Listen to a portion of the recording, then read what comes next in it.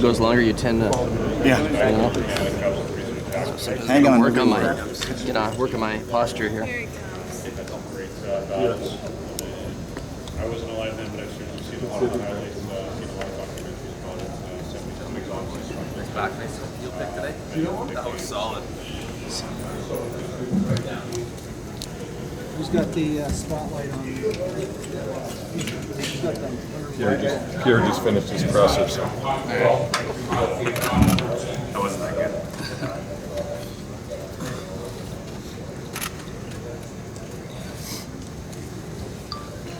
So, what's Canada-Russia mean to you? Well, it's a rivalry that's been around for a long time. I think it means an intense, emotional game, and two proud, nations when it comes to hockey. You talked about this heading into the Sochi Olympics, and you dig hockey history and the Canada-Russia thing. What are some of your favorite memories, either that you remember watching or that you've gone back and looked at? Well, 72 is probably the biggest one. Obviously, I wasn't around, but to kind of see highlights from that, and I got to spend some time with JP Peruzzi in Minnesota when I was there at school, and hear some stories from that series. So that's one that sticks out. Canada Cup, obviously, World Junior meetings over the years, both ones that I was in and wasn't in. There's some pretty entertaining games. So there's a long list, but a lot of history there, and always great games. You ever get a chance to meet Paul Henderson? I know we asked you that around Vancouver. Yeah, no, briefly in passing, but haven't had a chance to sit down and talk to him or anything like that. Obviously met Mario, and he scored one of the most iconic goals against Russia. Have you ever talked to him about that game or that series in '87? Not a whole lot. It's a great highlight. When you look at that play, I think it stands out in everyone's mind. But we haven't really discussed it. Senator, who was cognizant of playing against Gino or Ovechkin? Those of us on the outside, or? Well, just knowing when they're on the ice. But I think that when it comes down to a matchup and things like that, you're just thinking about what you have to do for your team, and I'm sure they're thinking the same thing. So, the fact that they're on the other side, I think everyone realizes that. But as a player, you're trying to go out there and do what you can to win the game. How have you seen the Russian team evolve from the time you met them in Pittsburgh to now? I think like everyone else, you improve, you play in tight games, big games, and you gain confidence. The one thing I think that hasn't changed is just how dangerous they are. They don't need a lot of time or space. Anytime they get over the blue line, there's a lot of guys who are dangerous to score. So you've got to manage the puck well. But I think like any team, you gain confidence and you get more familiar with guys, and you improve as it goes along. You took a lot of penalties in that exhibition game against them in Pittsburgh. How key is that tomorrow night to avoid that? Yeah, you don't want to get into penalty trouble against them, with their power play and the guys they have out there. So, we have to make sure that we find a way to stay out of the box and, try to hold on to the puck as best we can and force them to take penalties. If you add up from Vancouver, after you lost to the Americans, you add up the rest of that tournament, Sochi, the Worlds, and then this, you're won 22. Canada's won 22 straight games with you in the lineup. What is there about putting that jersey on that just you refuse to lose?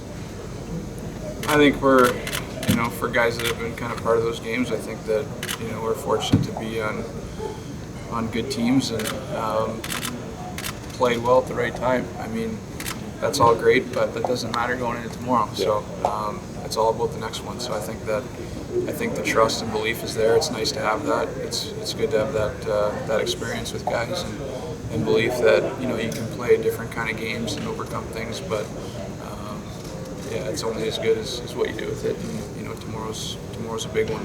None of the other games really matter. The fact that this comes on a Saturday night against a rival like Russia, national TV audience playing in Canada, is that kind of cool? I feel like whatever day it is, whatever time it is, I feel like that would be a game that everyone would want to tune in for. So I think you appreciate that opportunity. Being a hockey player, playing for Team Canada, regardless of the day or where, you have that support. So it's special that it's here in Canada, and it's an opportunity. So we have to do something with it. So does the way you feel, does the way you feel going into a big game like this on the international stage, has it changed for you throughout your career? Maybe before Vancouver 2010, there might have been a different comfort level. Now that you've got the couple gold medals under your belt, does it feel at all different going into a big game this time around?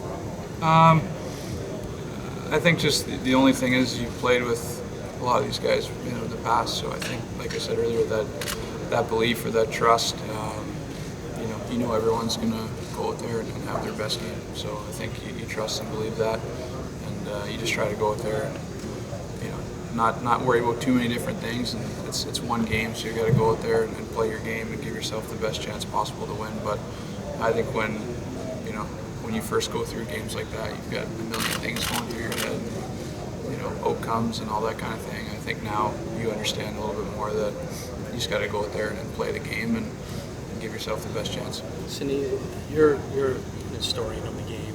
A lot of guys on the team are as well. In a weird sort of way, like how can that help your on-ice performance, knowing the history of the way that you do and some of your teammates do? Yeah, it should motivate you. I think that it should inspire you. I think that when you look back to history and some of those moments that you watched as a fan, and now you have the opportunity to experience them, as a player. So you want them to be good experiences. So I think that, just trying to enjoy it and using that as motivation and understanding that they're very motivated too. They probably watch the same games and you're very motivated too. So yeah, I think you can use that as motivation for sure. Sidney, when you look at Russia's defensemen, they're probably not as strong, as experienced as maybe Europe or Sweden's. How does Sergei Bobrovский maybe change that way you see Team Russia's defense? I mean, I don't think we change anything based on that. I think that we understand we're going to face a really good goalie. A team that's got in the semifinals playing some pretty good hockey teams, so I think they have a lot of belief in their defense. So I don't think we're taking anything for granted. And they have some experience there. They're pretty tough back there, so we're going to have to fight to get to the net. And when we do get there, we know that they've got a goalie that's playing pretty well. So I think that you respect that, but you also trust that the things you've been doing to get you to this point will obviously help you get the job done. So I think that's really our mindset. So I think you have a winning streak going right now. Yeah, you're the second one who's brought that up. I'm sorry, second wave, sorry about that. Did you think about that at all? Well, I didn't until today. Did you know about it? Like, did you know? Were you counting? Or? No, I mean, those don't really matter going into tomorrow, right? So, yeah, it's all about tomorrow right now. So the Olympics obviously on the world stage, there's maybe a build up to return to season. This is maybe what kind of you're thinking is it touched this whole but have you felt as it's built up? It's hard to say. I think that I can only tell you kind of the emotion of being a player, playing for Team Canada, regardless of the event. I think it's always special to be in Canada. I think it means a lot, and you feel that support. Being right here at home. So, yeah, I would say that it's always special, regardless of the event. But I think that to see the interest and see the support, firsthand, it's been fun. Russia's power play 0 for 8 in this tournament. It wasn't particularly good in the last couple best on best tournaments either. You got all that talent out there. What are some of the things that your team and maybe other teams are doing to be able to neutralize those guys?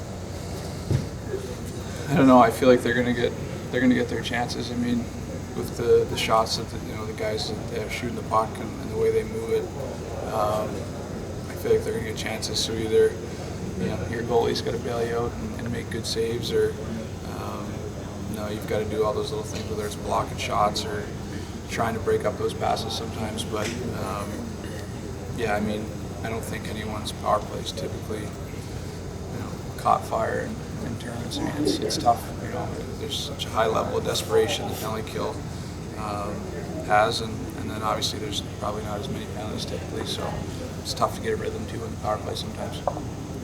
Guys, last one for Sidney.